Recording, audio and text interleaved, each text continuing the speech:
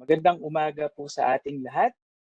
Pagbati po sa lahat ng aking mga kasamahan sa DA Bureau of Agricultural Research, maging sa lahat po ng ating mga kabalikat, mga partners sa pagpapaunlad ng sektor ng agrikultura sa ating bansa, lahat din po ng ating mga participants sa Cisco WebEx, viewers po ng ating live stream sa FB, lalo't higit sa lahat sa atin pong masisipag na mga mangingisda at magsasaka. Muli isa pong maulan ngunit magandang umaga sa ating lahat. Happy Farmers and Fisher Folks Month din po sa ating mga kaibigang magsasaka at mangingisda. Ako po si Jello ng Knowledge Management and Information Systems Division ng DA BAR at makakasama po ninyo ako sa higit sa isang oras na talakayan ng isang kapaki-pakinabang na usapan. Pero bago po tayo magsimula, magbibigay lamang po ako ng ilang mga paalala. Para po sa ating mga participants sa Cisco WebEx, mangyari pong i-mute ang ating microphone at i-off ang ating video. Paki-fill outan din po ang evaluation form sa pamamagitan ng link na ipopost o makikita po ninyo mamaya bago po ang question and answer portion natin. Para naman po sa ating mga viewers ng ating live stream sa FB, paki-fill outan din po ang form na makikita ninyo sa comment section. At syempre, para mas marami po ang maabot ng kaalaman at ng teknolohiya na tiyak na kapaki-pakinabang natin pong pag-uusapan ngayong umaga, paki-share din po ang live stream na ito. So ngayong umaga po, habang tayo po ay nagdiriwang ng buwan ng mga magsasaka at pangingisda, tatalakayin po natin ang isang exciting na usapin. Actually, itong commodity na ito ay isa sa mga favorite na almusal ng mga Pilipino. Kaya tiyak po ako na makaka-relate po tayo kaya tayo ay consumer or kaya tayo po ay mangingisda. So moving on, allow me to introduce our resource speaker for this morning for the seminar titled Enhancing the Value of the Philippine Sardines in the Market. Our resource speaker for today is a post-harvest fisheries expert and a licensed fisheries professional, and is currently the Dean and Professor of Fisheries Science of the College of Fisheries and Ocean Sciences of the University of the Philippines, Visayas, and the former Vice Chancellor for Academic Affairs of the same university. Her fields of specialization include fisheries quality management, food quality and safety, and post-harvest fisheries handling and processing. She has numerous publications in ISI-indexed international journals, local journals, and conference proceedings. She obtained her Bachelor of Science in Fisheries as magna cum laude from the University of the Philippines and her MS in Food Science from Cornell University in USA. She pursued her doctorate studies in Murdoch University, Western Australia. She presently sits as the member of the National Panel of Technical Experts of the Philippine Climate Change Commission, a member of the Technical Panel for the Fisheries Education of the Commission on Higher Education, member of the Philippine Codex Commission's Subcommittee on Fisheries and Fishery Products, Executive Director of the Philippine Fisheries Institution Network, post-harvest fisheries expert in technical expert tools of the Bureau of Agricultural Research of the Department of Agriculture, and the Philippine Council for Agriculture and Aquatic Resources Research and Development, Department of Science and Technology. Tayo po ay mapalad ngayong umaga na tayo po ay matututo kay Dr. Encarnacion Emilia S. Yap. Good morning po, Dr. Mimi. Hello, good morning everyone. Can I share now my slide? Yes po, ma'am. Sure po. Okay.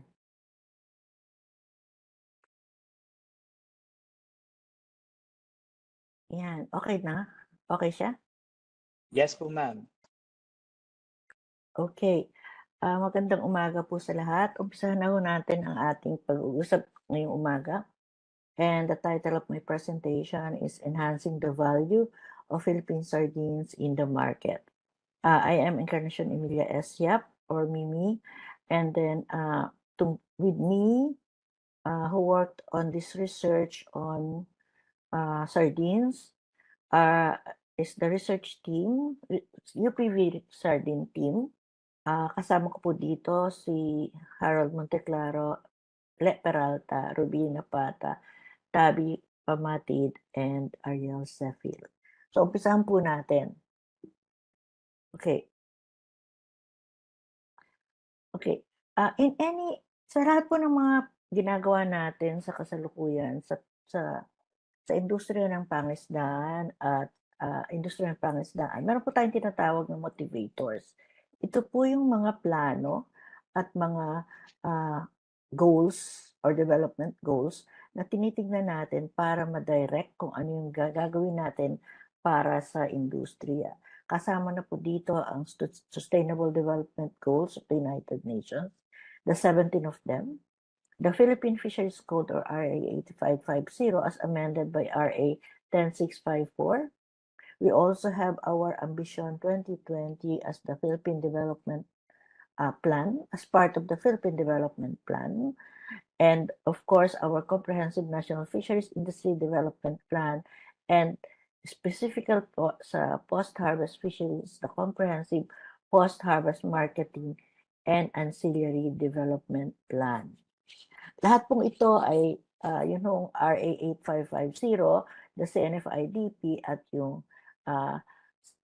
CPH MIPE. Yung pong CNFIDP na-review po siya at lumabas yung new version niya na medium term version ng 2021.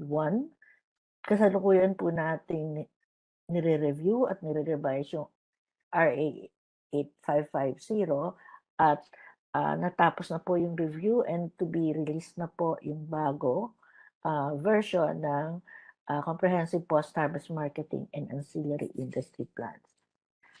Ito po mga plano na to ay base,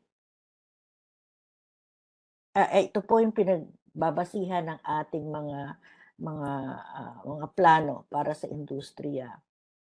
At ito po, lahat ng to, if you are to focus or zero into Philippine fisheries, na-focus po ito sa vision for Philippine fisheries industry, which is a sustainable and competitive fishery industry, with the goals to have sufficient contribution to national security, inclusive growth within the industry, sustainable science-based fisheries and aquatic resources management practices, compliance to international laws, policies, and standards, strengthen capabilities in infrastructure, technologies, human resources, and information sharing, and of course, the resilience to environmental hazards.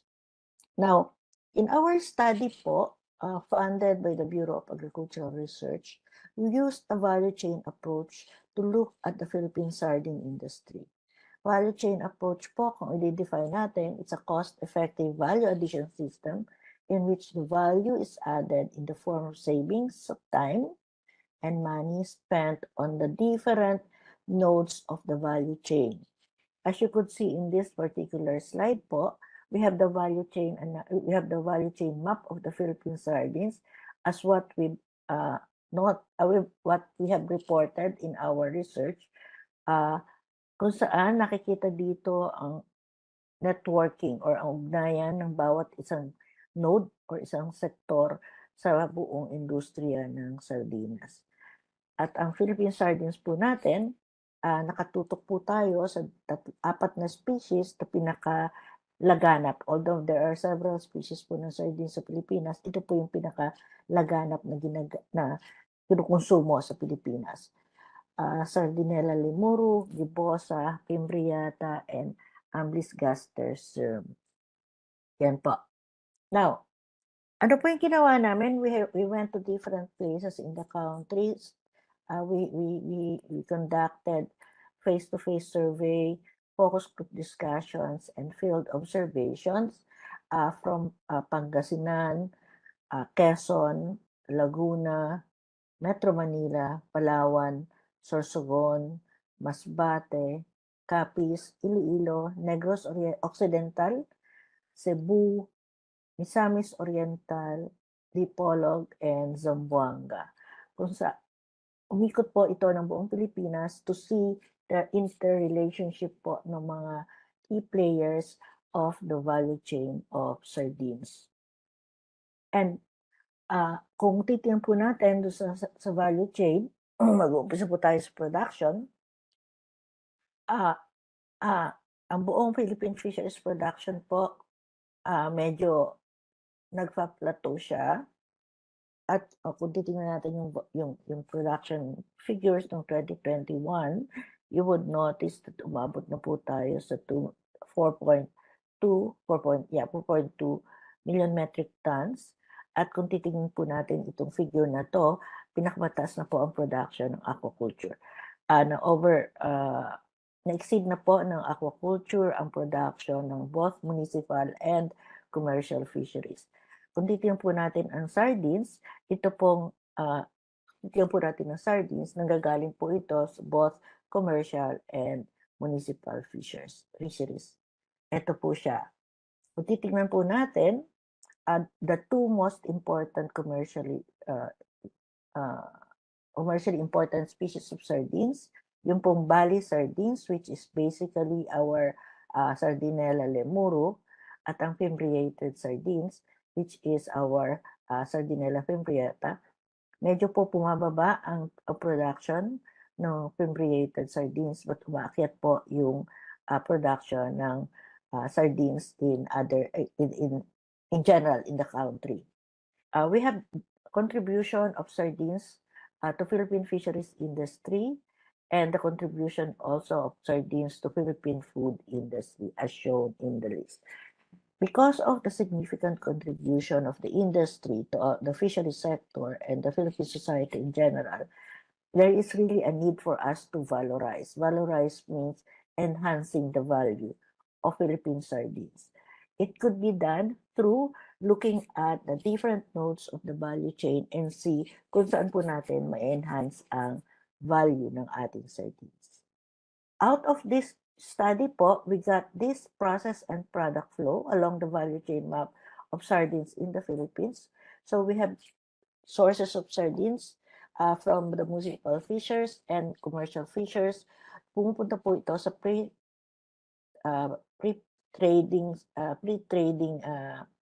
primary trading sector, kung saan po meron tayong consolidators and wholesalers in different trading facilities. Okay, kasama na po dito yung mga yung mga regional ports, municipal fish ports, CFLCs or community fish landing based areas, and of course centers, and of course the traditional landing areas. Yung traditional po would refer to those coastal areas kung saan dumadaong or nagdadock yung ating mga municipal fishers. Moving forward to the next node of the chain, as you could see, ito na po yung processing, kung saan meron tayong different processed products, and I think most of us are familiar with these products, and that would include smoked sardines, dried sardines, fermented sardines, salted sardines, which could be sold as either salted or fermented, and of course bottled or canned sardines and the fresh frozen sardines. Followed by the distribution channel dun po sa flow, kung saan meron tayong mga distributors, wholesalers, and retailers bago po ito dumating sa mga consumers. Interestingly, in all of these steps, all of these nodes in the value chain, what we could see are actually losses and waste along the value chain. Ito po yung mga nawawala or natatapon sa different part ng supply chain.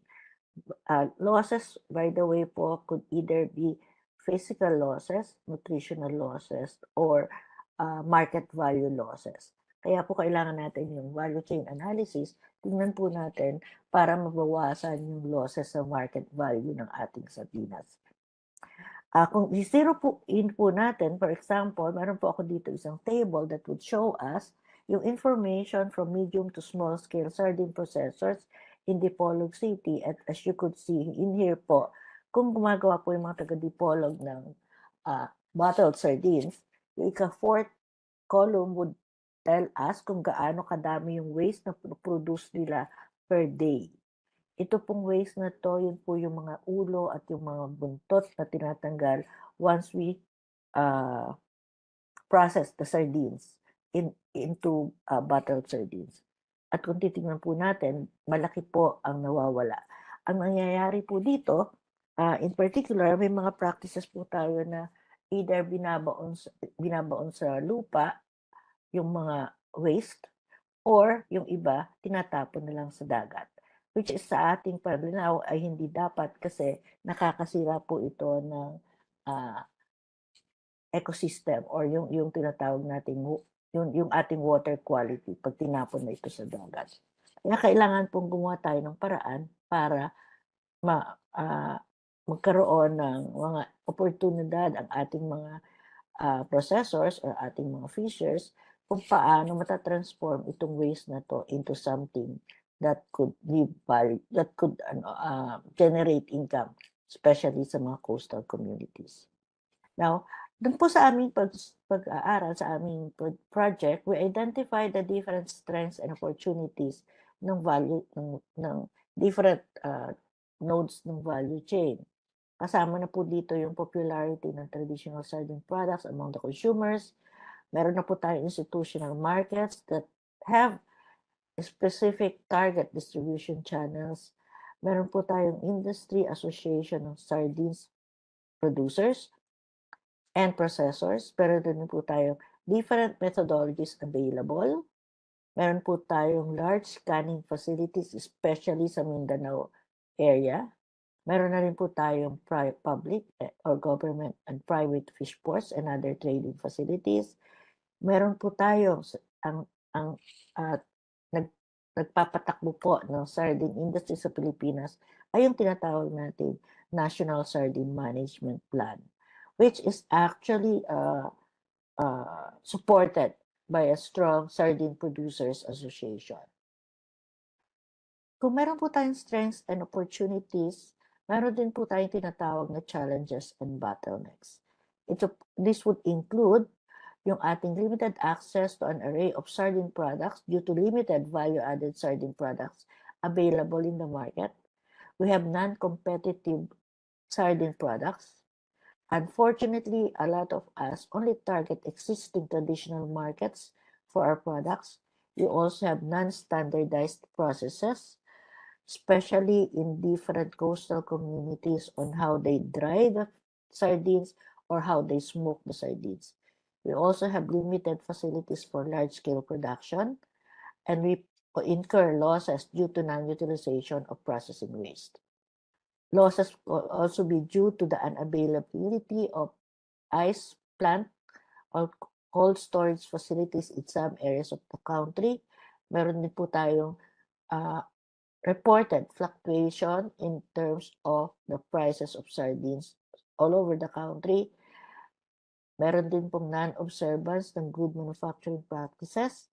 It's at some point po, especially during the peak season, we have high volume, therefore merong low value ng sardines. And because of that, meron low income ang small fishers.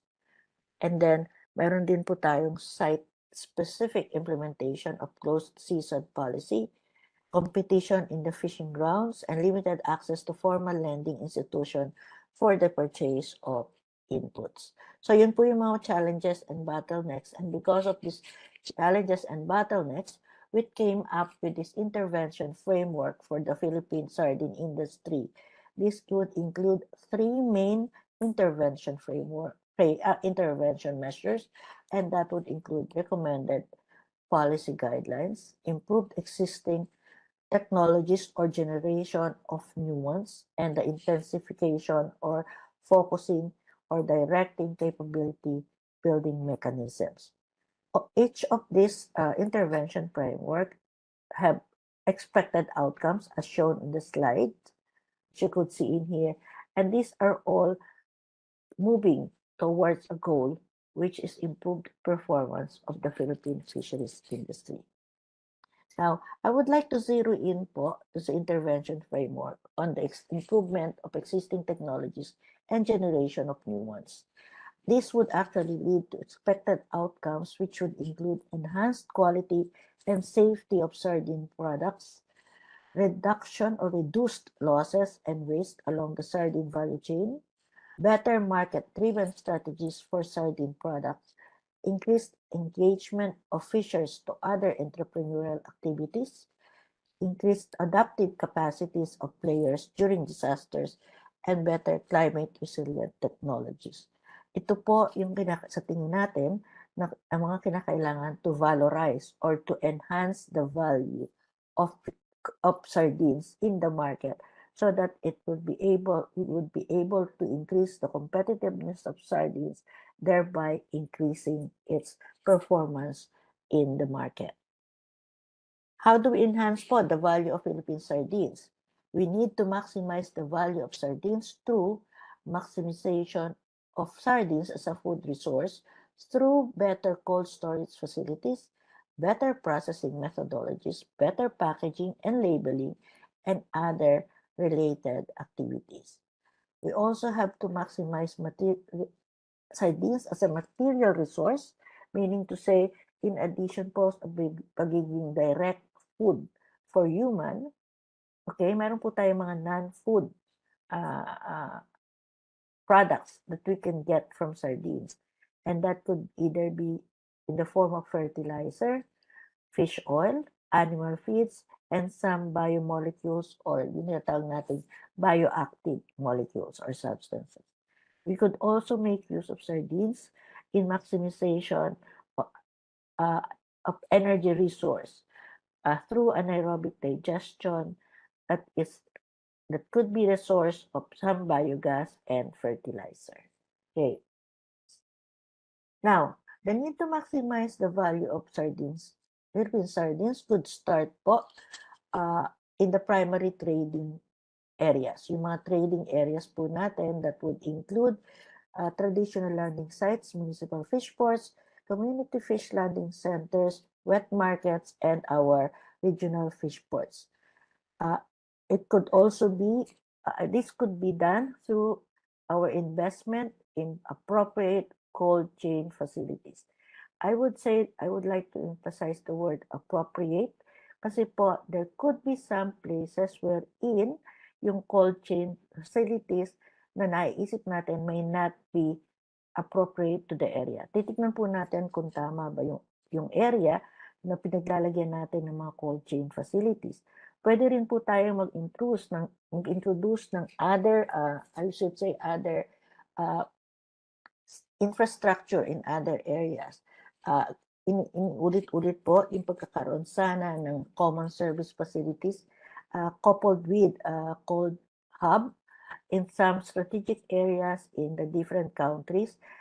We encourage, especially po na meron tayong mga fisheries management areas all over the country, if it would be better for us to come up with one strategically located common service facilities and cold hub in each of the FMAs or fish management areas, and these are actually connected to the different fish ports in that particular FMA, and this could actually be, be the source of quality sardines. So sinabi po natin quality sardines, ito po yung nagfa-follow sana tayo ng good manufacturing practices in these particular areas. Kailangan din po yung good manufacturing practices on board fishing vessels, landing facilities, processing plants, and during storage and distribution.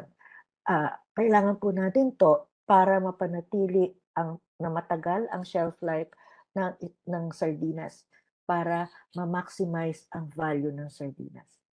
Kailangan din po itong mga facilities na to at yung mga practices so that we could reduce post-harvest losses and waste in those trading facilities. Now, in processing facilities po, we could do, in addition to our processing or our normal or normal processing methodologies such as smoking, drying, o yung pong mga processing methodologies that are able to come up with different processed products like smoked sardines, yung tinapa, dried sardines, bottled canned sardines, fermented sardines. We could zero in po in the maximization of the value or enhancing the value of sardines via transformation ng mga waste coming from these processing facilities into food and non-food products. We came up with this practical guidebook on utilization of sardine processing byproducts and waste in the Philippines. This project that we had has been funded by the Food and Agriculture Organization of the United Nations. It's out now po as a practical guidebook, which is actually aimed to guide our partners, our partners, our key players in the coastal communities kung paano mata-transform on how to transform our the waste in sardine processing into something that could either be food or non-food. Okay, in this particular practical guidebook po, we zero into the production of fish silage as a one non-food product that could be used either as fertilizer or as animal feed. Also, we could apply biotechnological advances in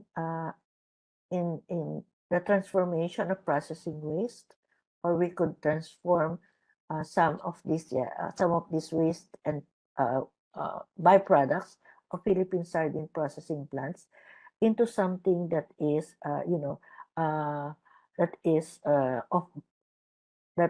of use. For example po nito yung mga mga products po para ma-avoid yung environmental problems at ma-keep yung resource sustainability, matatransform po natin to into different products. In fact, hindi lang po yung mga processing waste and byproducts or bycatch, including na po yung any fishery resources that we could think of that we could be, you could be utilizing as a rich source of metabolites, antibiotics, probiotics, bioemulsifiers, polyunsaturated fatty acids, yung pong tinatawag natin omega-3 fatty acids, toxins, polyphenolic compounds, and other high-value bioactive compounds. We have different structural and functional characteristics and marked biological activities of bioactives that we could zero in. Pwede po tayong extract ng mga peptides from any of these resources, and these peptides in possible anti-hypertensive, anti-thrombotic, antibiotic, or antioxidative properties. We could also extract fish protein hydrolysates with high levels of essential amino acids and peptides that can be used in feed, or it could be used in other fishery products for enhancement of their functionality. Pwede rin po magkaroon ng mga antimicrobial peptides, and there could also be extraction of enzymes from the viscera, okay, and also some probiotics. These fishery resources could have different food and non-food applications. They could serve as either food additives, functional ingredients, feed additives, food allergens. They also could have pharmaceutical applications, nutraceutical applications, aquaculture applications, and there are fishery applications that would include some of the markers or biomarkers on climate resilience, species identification, improvement of practices, and biomonitoring. So marami po tayong makukuhang different bioactive substances and different bioactive substances that have different food and non-food applications. In addition to all those things po, we could also maximize the value of Philippine sardines as a food, and in terms of marketing po, we have to do better positioning of our products in the market through better packaging and labeling. Example po namin dito, we've developed product and packaged them and introduced them to the fisher folk of Masidman Island. Masidman is an island in the municipality of Ahoy in Iloilo, wherein we introduced to them the production of Spanish sardine, yung dried sardines po na nilagyan ng oil at nilagay sa bottle. We also have our hamonado sardines. We also have our smoked hamonado sardine and the smoked sardines. Why did we think of this in maximizing the value and increasing the and positioning these sardines in the market? Based po sa different studies lately, it would appear that the sardines usually na ginagamit sa drying of sardines, which is fimbriated, or Sardinella gibosa and Sardinella fimbriata. In northern Iloilo po, it would appear that in the past several years, bumababa po ang production. What is increasing now is the production of Sardinella lemuru. The Sardinella lemuru is the oily sardines. And hindi po ginagamit ng ating mga farm fishers at ating mga processors yung oily sardines sa pag-produce nila ng dried fish or dried sardines. Northern Iloilo is a good source of dried sardines that is distributed all over the country. Ang ating pong warehouse for dried sardines, in particular in Manila, we found out in our study is in Tondo. So lahat po ng mga nagda-dry coming from Cavite, Sorsogon, Masbate, Iloilo, Capiz, Cebu, ang bagsakan po natin ng dried sardines is in Tondo, in Manila. And then doon na po kumukuha ng mga dried sardines na binebenta in different parts of Luzon. Now, ang problema po, nahihirapang mag-dry at mahirapon po talaga technologically wise na mag-dry ng sardines if ang ginamit is oily sardines or yung Sardinella lemuru.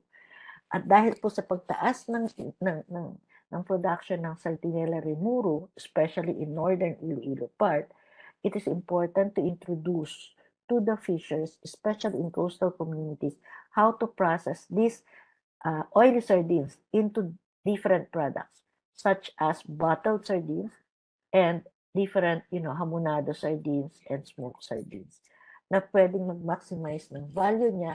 Hindi na lang siya gawing dried sardines, but rather different sardines na pwedeng i-introduce sa market. Okay, now, isa po sa gusto kong i-share sa inyo ngayon is the need for us to future-proof Philippine sardines. How do we enhance the value of Philippine sardines in the future? Alam po natin that climate change is real and we have to have our way of reducing exposures and vulnerabilities to these climate change issues. Exposure po is the degree by which the location, attributes, and value of assets that are important to communities could be affected by a hazard, and vulnerability refers to the likelihood that assets will be damaged or destroyed or affected when exposed to hazard. Isa po sa magandang gawin para at simple and practical and madaling isipin na gawin para sa ating sardine products ay ang pagtingin ng pagbababa ng losses sa ating when we handle our sardine products or our sardine as raw material. In general po, food losses and waste contributes to approximately 8% of the total man-made greenhouse gas emissions. Meaning to say, if we let our sardines spoil, it will produce methane gas, which contributes to the greenhouse gas in our surrounding.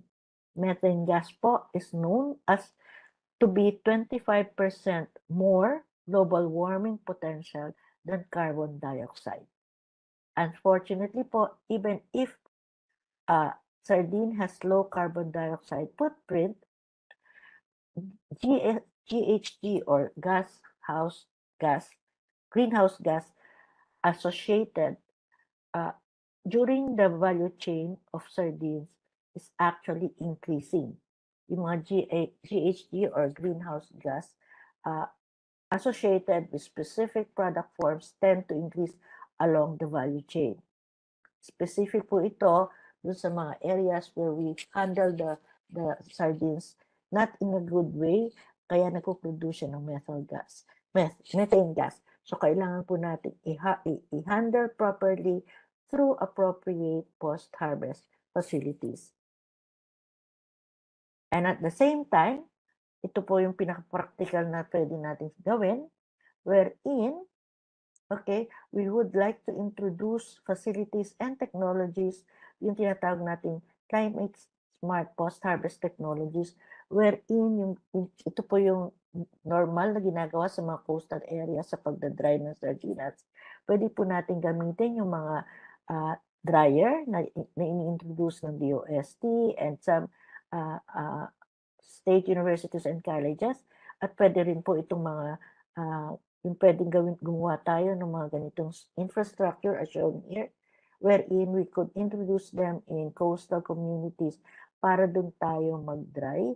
So in terms po ng climate change issues, halimbawa La Nina, pwede na rin pong pagtaguan to or pwedeng mag-dry tayo ng ating mga sardines doon sa ating mga climate smart post-harvest technologies. Now, lastly po, I think this is the last slide that I have, we have to gear up Philippine sardines against impending trade restrictions.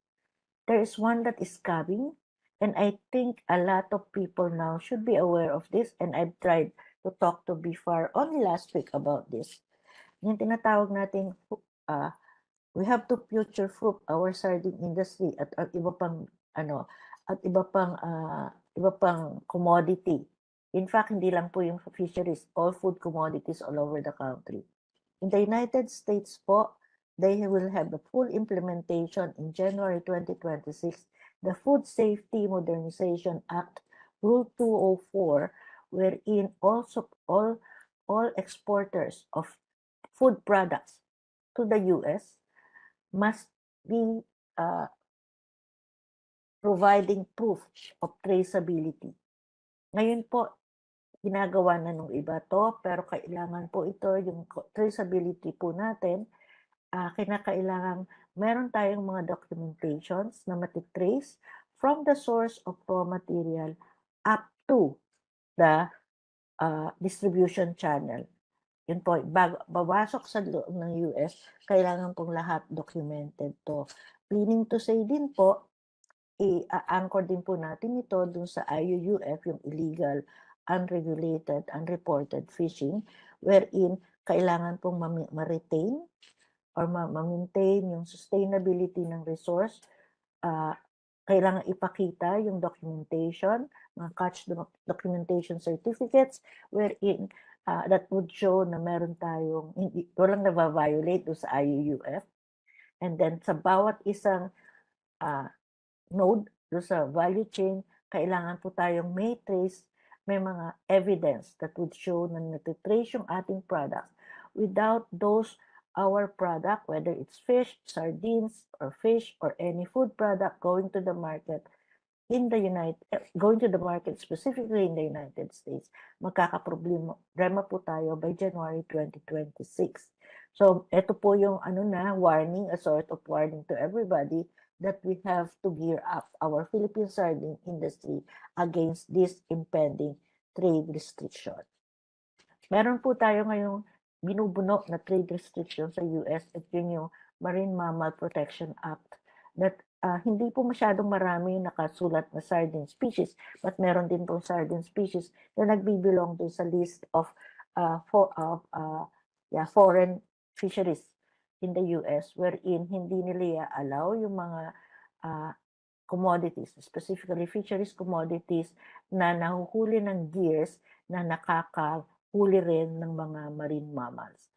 ano na ho yan, supposedly ang full implementation noon was January 2021, pero hindi pa po sila tapos sa pag-evaluate ng different countries. The Philippines has, has a long list of species, a long list of different species with different fishing gears in different fishing grounds na kailangang i-prove sa US government na walang marine mammals na nahuhuli. Ngayon po is it's still it's still not fully implemented because nahihirapan silang mag-evaluate ng different commodities, different fishery commodities all over the world. So pero supposedly po full implementation na 'yon. And we just have to make sure that in January 2026, yun yung ating traceability system is in place in the country. So yun po yung mga pwede natin gawin sa ating industry, sa ating sardinas. We are navigating the blue wave towards sustainability in fisheries and aquaculture in the Philippines, and we could do this through the enhancement of the value of one of the most commercially important fish species in the Philippines, which is our sardines fisheries. Maraming salamat po at kung meron po kayong tanong, I'm willing to answer them. Yan, maraming salamat po, Dr. Mimi, sa pagbabahagi po ng inyong ng maraming kaalaman at especially din po sa passion po ninyo sa ganitong field because this is your field of expertise. For sure po ay nahikayat natin yung mga kaibigan po nating mangingisda in particular na ikonsidera na maliban sa hulihin, manghuli ng ganitong uri ng isda, marami palang pwedeng pasukin na maraming pwedeng gawing produkto para maliban sa mapataas yung value ng sardinas, syempre para ma-augment natin yung kita ng ating mga minamahal na mangingisda. So for sure po ay marami pong natutunan yung ating po mga viewers. So meron po tayong mga katanungan, ma'am. Okay. Yan po. So I'll go. Na po. Hold on. Ayan. To start off po ay may tanong po tayo. Ano daw po ba yung bentahe? Bagay patok na bentahe ng pagpoproseso ng sardinas o ng ganitong uri ng isda kumpara doon sa mga typical na naipoproseso na po ng ating mga ordinaryong mangingisda, ma'am? Ano pa yung patok na patok? Okay. Ibig sabihin, parang parang yun talaga yung kinaano mo na bentahe or advantage. Yeah, yung product kasi, fishery products in general are actually culturally sensitive, meaning to say, may mga areas na mataas ang benta, for example, ng smoked sardines. Merong areas na hindi. It's a matter of marketing. What we could do is, kung hindi mabenta sa isang lugar, we could, test the market and introduce them. Halimbawa po natin, ayun nga, yung smoked sardines. Pwede rin po yung sinabi ko kanina, yung hamonadong sardinas. Pwedeng, pwedeng i-produce yun sa isang area. Kumbaga, tignan po natin kung saan siya patok, kung saan siya pwedeng ma-accept ng consumers in different parts of the country. Pero sa ngayon po, isa sa mga ang tawag natin dyan, emergency disaster food product na available na talaga namang kinakain ng lahat ng tao sa Pilipinas, yung canned sardines. Yun yung talaga. Pero po, mahirap po kasing mag-canned sardines simply because yung mahirap siyang, kailangan bumili ng canned sealer. So kung gusto nyo, marami na pong nagpuproduce nito, bottled sardines. Mas madali po siya. Kaya lang po, word of caution sa mga bottled sardines, pwede po tayong mag-recycle ng bottle, pero hindi po tayo pwedeng mag-recycle ng bottle cap. Kasi po, once ginamit yung bottle cap, minsan, hindi na po siya pwedeng gamitin kasi po meron yung plasticizer sa gilid, sa loob ng cup, na 'pag nagamit na once, hindi na po siya pwedeng gamitin sa susunod na pagpoproseso. Yung pong plasticizer na yon, once kasi na nandoon, may hirapang siya yung nagsasara ng husto dun sa bottle. So 'pag nasira yon, hindi na pwede uling gamitin, kaya kailangang hindi puwedeng i-recycle yung yung cup, yung ano. Ayan, thank you ma'am. So parang ano 'no, siguro isa sa bentahe talaga, eh, marami ngang, puwedeng produkto na gawin out of, processing this type of, fish. Yung, sunod po nating tanong ma'am, eh, kanina you made mention of, places po kung saan na possibly bountiful yung harvest or yung source ng ganitong uri ng isda. Ang tanong ko dito ma'am ay para doon sa kumbaga hindi pa gano'n ka-aware 'no, ano daw pong buwan in particular or mga kondisyon ng panahon maybe or other conditions yung kailangang i-consider para sa magagandang harvest ng ganitong uri ng isda? And maybe we can also, mention kung saang mga lugar pa kaya maliban po sa na-mention niyo kanina yung maganda yung source ng ganitong uri ng Okay, isda ma'am? okay. May mga areas tayo na halimbawa, take the case of Visayan Sea. Ang Visayan Sea po kasama ang Visayan Sea and Northern Palawan. Maganda ang huli ng sardinas mga bandang March, April, May, June. Kasi tapos po pagdating ng November, specifically November 15 up to February 15, kasama po ang sardines do'n sa tinatawag nating closed season policy. Kasi po do'n sa closed season policy do'n sa area na 'to, Northern Palawan and Visayan Sea, do'n po yung opportunity for the sardines to spawn. Kaya kino-close yung area para huwag mangisda yung mga tao, huwag humuli ng sardinas para sustainability niya. Gano'n din po, gano'n din panahon November until March ang close season ng sardinas sa Dipolog area, do'n sa Zamboanga area. So, beyond those times, do'n po maraming huli. In other areas gano'n din po, ah to give you one specific example which is quite interesting, 'pag dumami yung huli ng glut season, ang dami-daming huli sa Sorsogon in particular. Umaabot lang po ng 10 to 15 pesos per kilo ang sardinas sa Sorsogon. Ang ginagawa po nito, it's an opportunity for those processors from Lingayen, Pangasinan, na kumuha ng mga sardinas at dalhin via truck papuntang Lingayen para doon i-process into fermented products. So hindi na kaya kasi ng sa Sorsogon na ibenta siya as fresh. Tapos super bagsak yung presyo kaya binebenta na lang para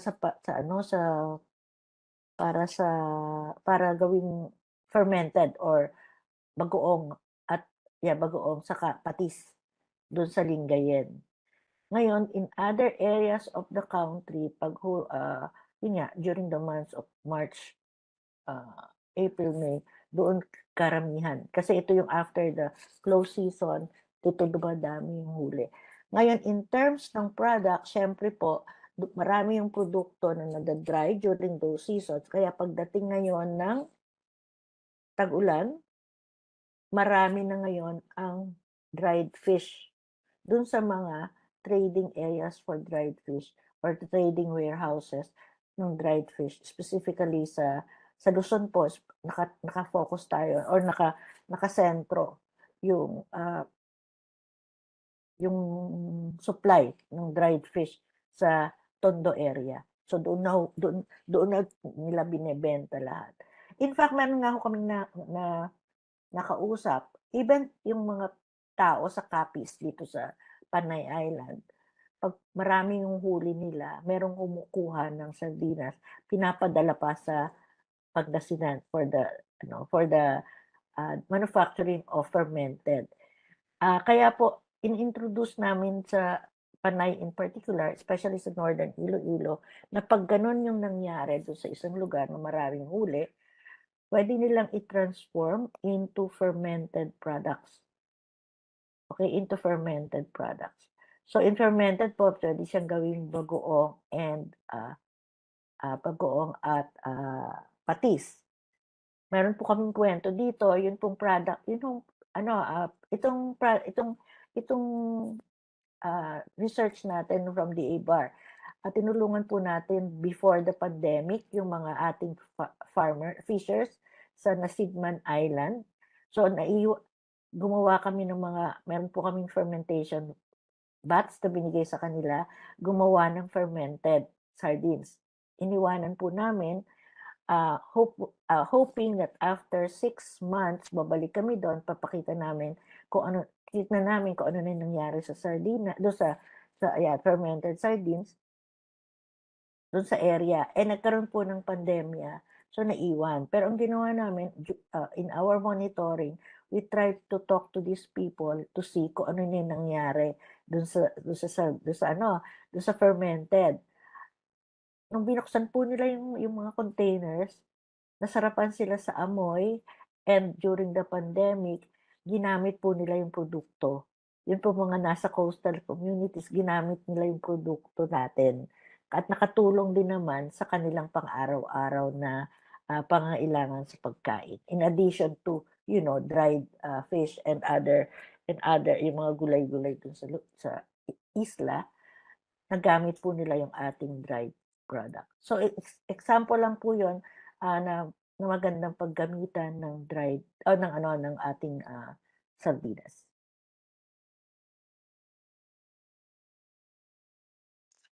And thank you po, Dr. Mimi. Marami po tayong tanong dito, no? Kung na-engage po natin yung ating mga tagapakinig, no? Another question, ma'am, kanina you made mention of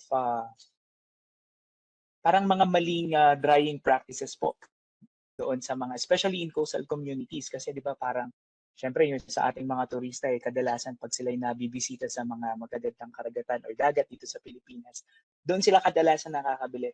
Ma'am, pwede niyo po bang i-expound pa or pwede ba nating bigyan ng idea yung ating mga mangingisda in particular? Ano kaya yung mga maling practices sa pagpapatuyo ng isda at paano kaya ito itatama, ma'am? Sige. Okay, yung mga maling practices kasi, umpisa na natin halimbawa dun sa paglalagay ng sardinas.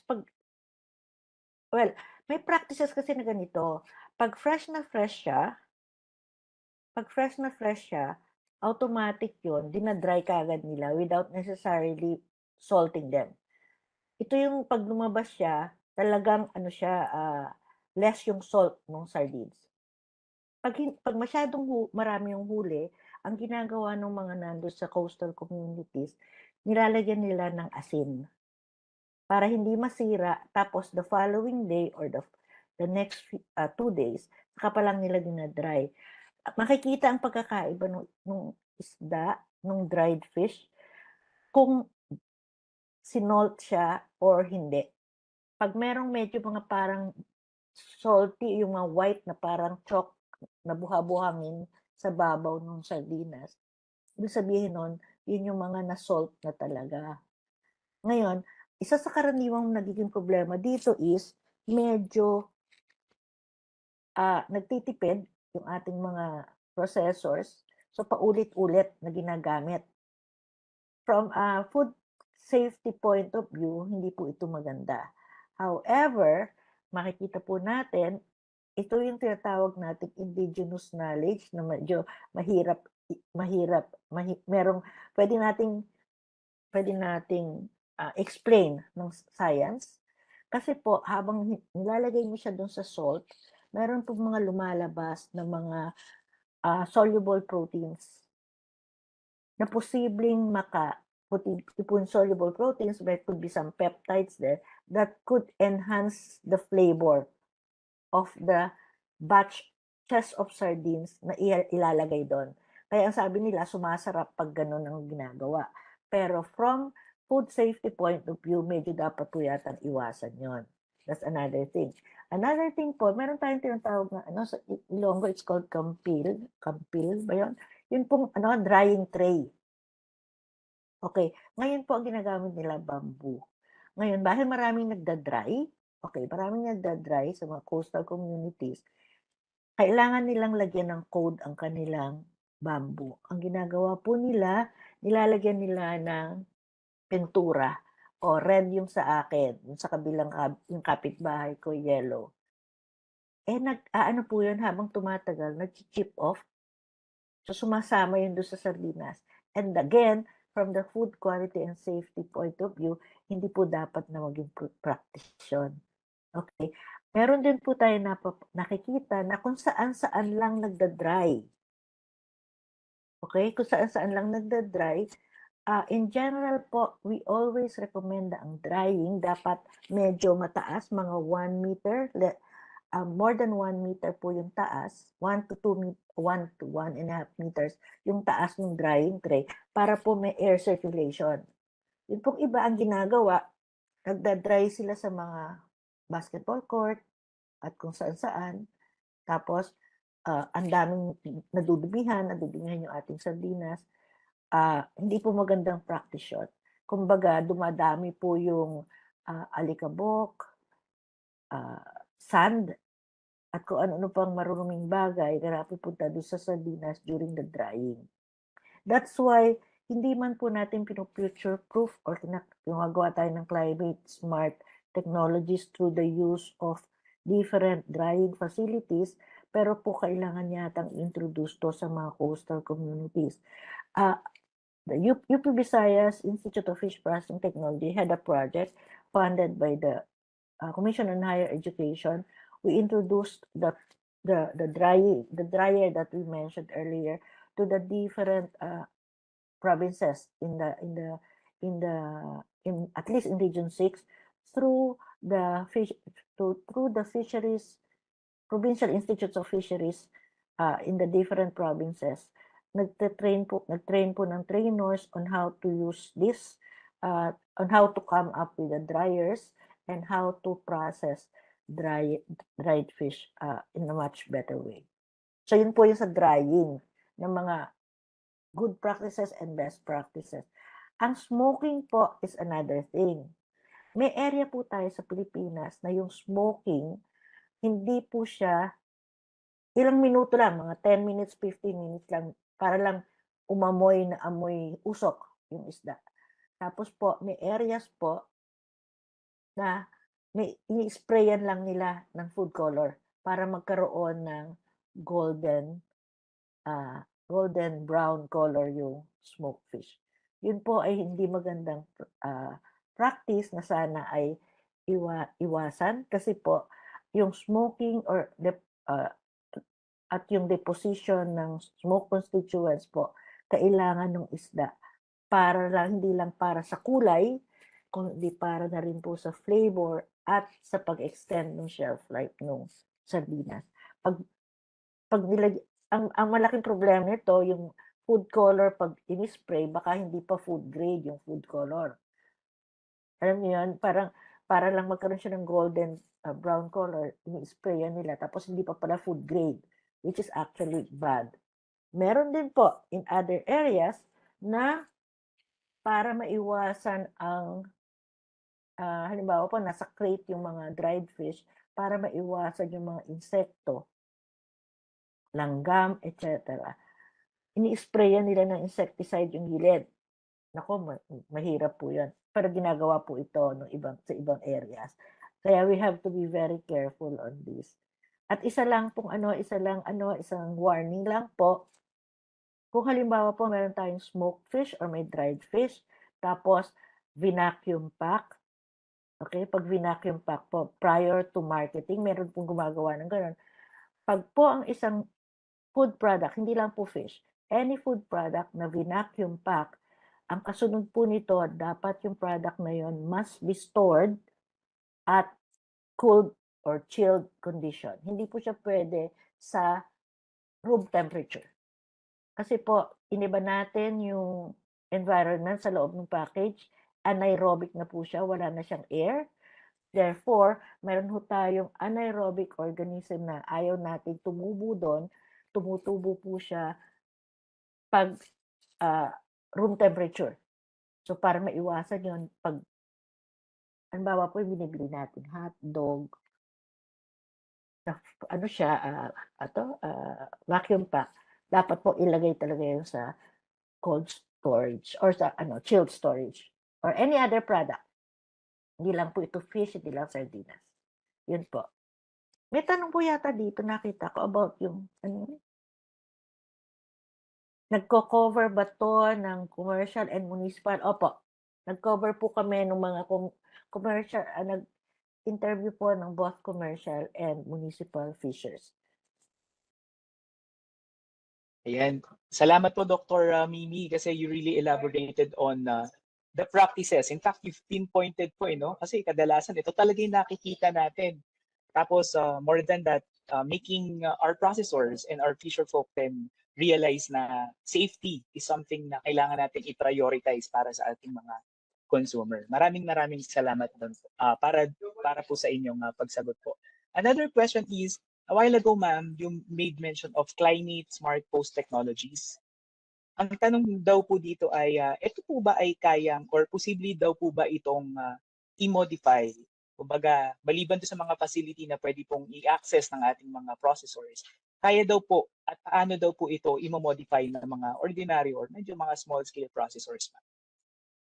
I-modify ang process or ang technology? Yung technology, ma'am. Okay. Yeah. Meron tayong retrofitting of technologies in different coastal communities. Yung retrofitting po is, kung merong mga technologies na nagwo-work na, tapos halimbawa, kailangan halimbawa sa drying, halimbawa kailangan natin sa drying, tapos laging umuulan, yung ganyan, i-retrofit natin siya such that during those times, medyo kailangan natin siyang ma-transform into something na posibleng makadry. Halimbawa po ito, pwede natin lagyan siya ng source of heat para yung heat na yon ang makadry dun sa product sa loob ng cabinet, for instance. Or in some cases po, ayusin natin yung design ng ating yung ating fish dryer such that ayusin natin yung timing po kasi minsan nagkakaproblema yung time ng pagpoproseso para maiwasan yung tinatawag nating case hardening sa dried fish. Ang case hardening po is tumitigas ng husto yung labas ng isda. Yung loob is malambot pa o hindi pa nadadry. Karaniwan po itong nakikita kung halimbawang nag-umpisa ka ng drying ng medyo mainit na ang sikat ng araw, say 12 noon or 1 o'clock. Tapos bigla, ang evaporation ng tubig galing doon sa ibabaw o doon sa gilid ng isda, mas mabilis naunahan niyang mag-dry habang yung water coming from the inside of the fish papalabas pa lang. So natatrap yung water sa loob, hindi siya nadadry. Kaya ang tawag doon is case hardening. In cases like those, kailangan po and based on practices and based on recommendations, dapat maaga pa lang, umpisahan na yung drying para continuously at consistent yung paglabas ng tubig para mag-dry yung isda. So medyo halimbawa mga 8:00, 9:00 ng umaga, yung hindi pa masyadong mataas yung sikat ng araw, doon natin i-umpisahan yung drying. Okay? Ngayon, kung meron tayong mga drying facilities, dapat isipin din natin na yung pagdadry, hindi agad-agad na mataas yung temperatura ng dryer. Otherwise, pagpasok ng isda, posibleng magkaroon ng case hardening ng isda. So yung mga ganon, pwede po yung i-tweak, depende po kung ano yung teknolohiya at depende kung ano yung yung practice dun sa lugar para magkaroon ng ng mga maging climate smart yung mga technologies natin.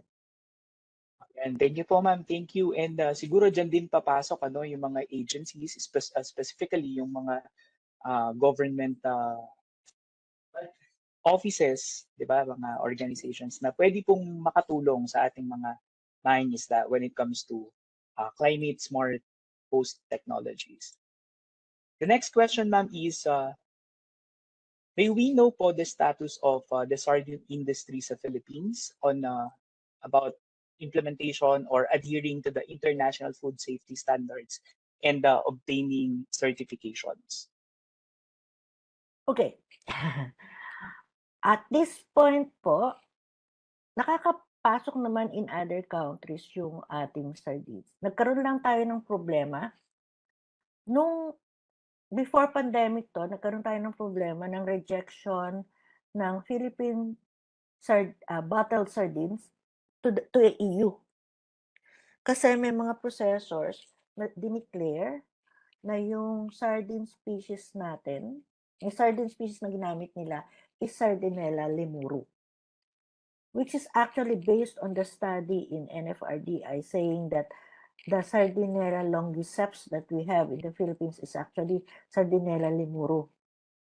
Okay, nagkaproblema yan sa international market kasi wala sa listahan, sa Codex at sa FAO na merong species ng sardines sa Pilipinas na Sardinella lemuru.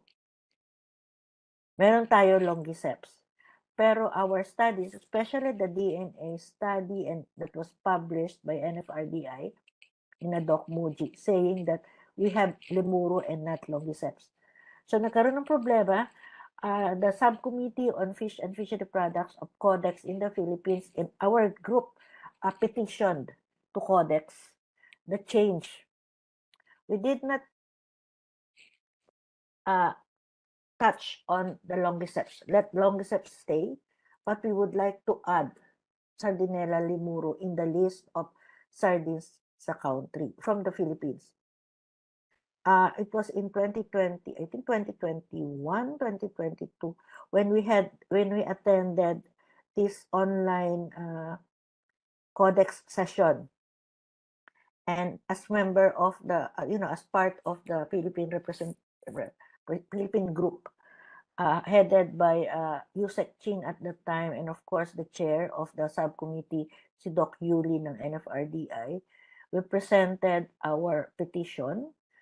And then after that, we had to come up with an electronic TWG talking about all these things. And we also had to come up with some documentation regarding the status of the Philippine sardine industry. Baka kasi daw, pag yung lemuru pag ginamit is ma-exploit yung resource, yung mga ganon. Plus, we had to subject Sardinella lemuru to sensory evaluation in at least 4 sensory evaluation laboratories in Europe. So, meron tayong isa, I think, Italy. The other one is in Portugal. Other one, I think, one sensory laboratory in, I can't remember the other 2. Pero 4 yon na nagawa ng sensory evaluation para ma-prove na lemuru is a different species. So, ang nangyari nun, until such time na hindi pa naaayos yun, hindi tayo pwedeng magpasok. Pwede tayong magpasok ng sardinas, but we cannot declare them as Sardinella lemuru, but Sardinella. Pero pag longiceps or Fimbriata ang ipinasok, pwede. So far ngayon, yun yung problema. Pero as far as the other sardines are concerned, other products are concerned, nag-export naman tayo. Not in good quantity. Ang pinakamalaki natin would be the bottled and the canned. Pero yung canned sardines natin, mostly, just like bangus, ang natatarget are basically those Filipinos who are living in other countries. Yes, kasi grabe ang kompetensya. In fact, when we were talking about this Lemuro in Codex, it would appear na yung mga nagrereklamo or yung mga nagko-question sa Philippine petition are those who are trade rivals of the Philippines in the EU market. So sila yung nagko-question at sila yung medyo, alam mo yun, yung during the discussion, sila yung pumipiga doon sa Pilipinas. Pero other countries, the big ones like Australia, US, Japan, na nandun sa Codex at that time, even France, they're supporting the Philippines. Pero yung mga other exporting countries, kinu-question and it would appear na sila yung ating yung mga kompetensya. Maraming kompetensya kasi. And if we don't add value or if we don't do good quality sardines, we cannot compete in the international market. Hope I answered the question, right? Yes, ma'am. Yes, ma'am. Thank you po. Siguro translating that to a positive note, may internationally competitive ang ating mga produkto. Kaya nga, di ba? They are actually looking for something na. Thank you so much, ma'am. So may that be an encouragement po sa ating mga processors, sa ating po mga fisher folk. Second to the last question natin, ma'am, ang kagandahan po kasi ng ating seminar, we cater din po yung mga researchers. In fact, meron din po tayong mga leaders din po na makakapanood na ating seminar.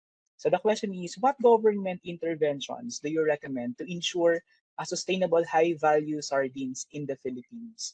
And then, what word of encouragement, ma'am, ang pwede po natin iwan sa ating pong mga co-researcher para ipagpatuloy yung mga areas na pwede pang mag-grow over time when it comes to enhancing the value of Philippine sardines po? Okay. Government agencies, I think it's actually a partnership of the different government agencies. In value chain lingo, we call them the enablers of the Philippine sardine industry. Of course, we should all be headed, or we should all be directed by the Bureau of Fisheries and Aquatic Resources.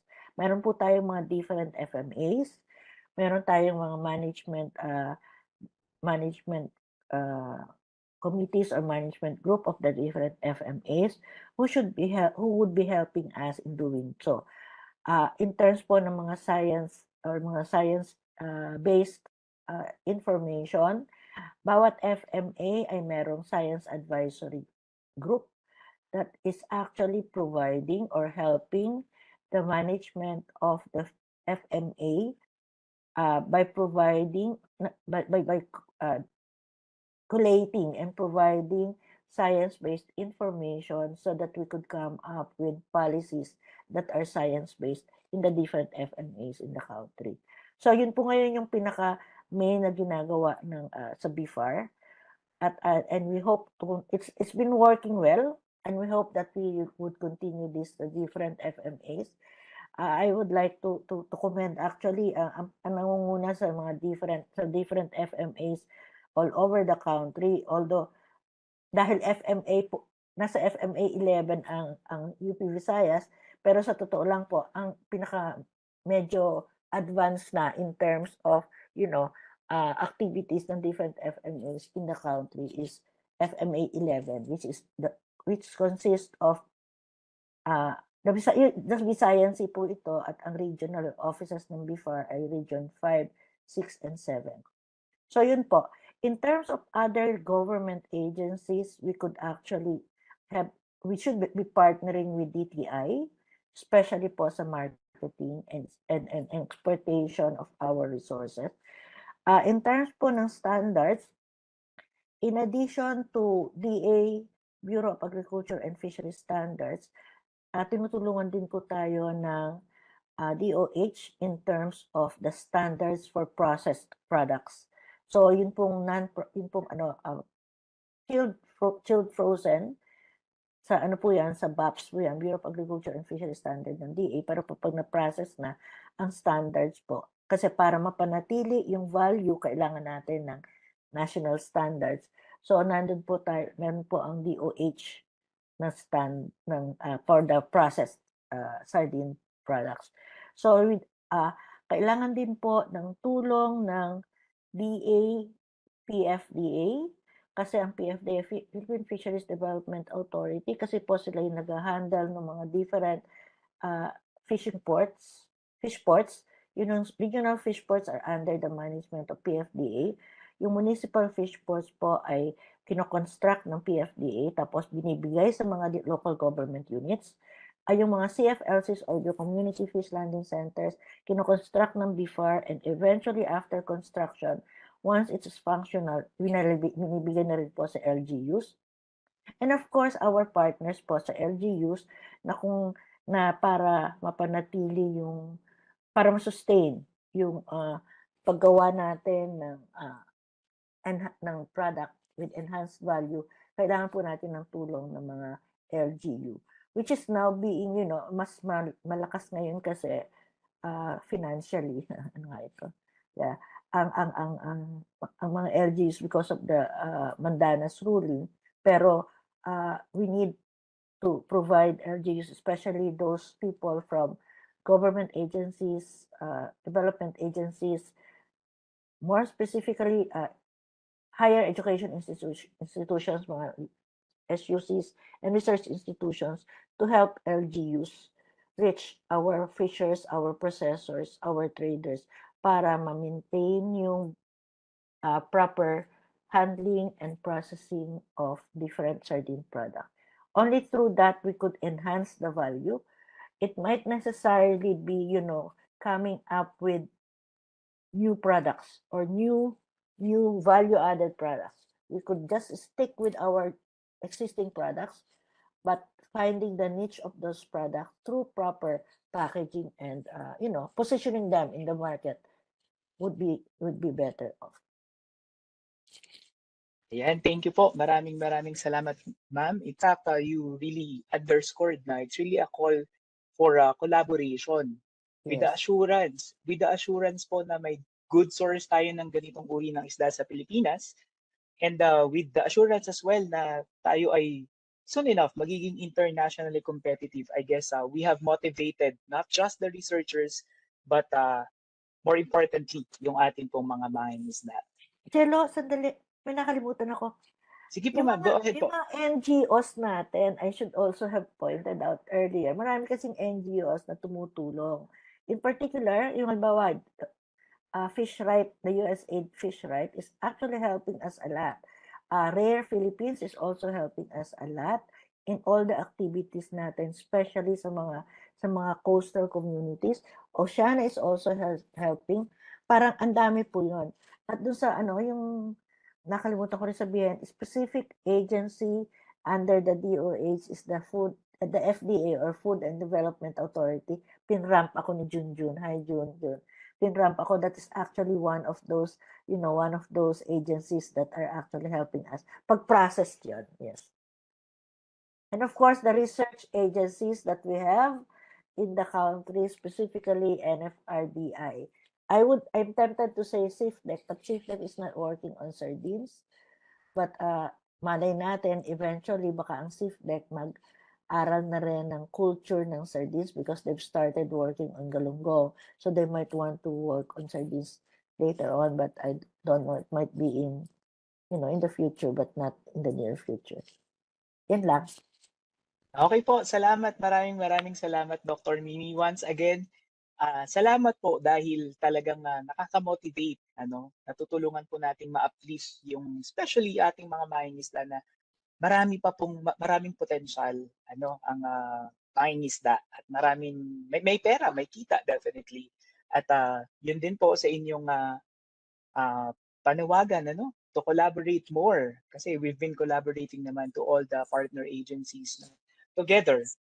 If we do collective efforts ay matutulungan natin yung ating mga fisher folk. Maraming salamat po, Dr. Mimi, for sharing your expertise, knowledge, and your passion with us. Maraming salamat din po sa lahat ng ating participants sa Cisco WebEx. Pwede nyo pong i-fill out yung feedback form until 12 para makatanggap po ng certificate. Ganon din po, maraming salamat sa lahat ng ating viewers sa FB. Pwede nyo pong panoorin ng video even after the seminar ended. You'll just be redirected to our YouTube page. Tapos, Lagi po nating subaybayan every month yung ating pong webinar. Iba-iba pong commodities, iba-ibang technologies yung ating tinatalakay. All for the goal na matulungan ang ating mga isda at magsasaka. Muli, maraming salamat, Dr. Mimi. Pagpalain po kayo. Thank you so much. Maraming Sa ating salamat mga din. sa ating participants and viewers, please follow our FB page. That's DA Bar, Bureau of Agricultural Research. We also have our Instagram account. That's DA Bar Official. And you can also visit our page. That's bar.gov.ph. So this has been your host, Jello. Maraming salamat po. Nawa ay marami tayong natutunan. At yung mga natutunan po natin ay ma-practice po natin. At tayo ay makinabang at ma-improve ang ating mga pamumuhay. Maraming salamat and have a blessed day ahead. Thank you, Dr. Mimi. Thank you very much. Thank you very much, everyone.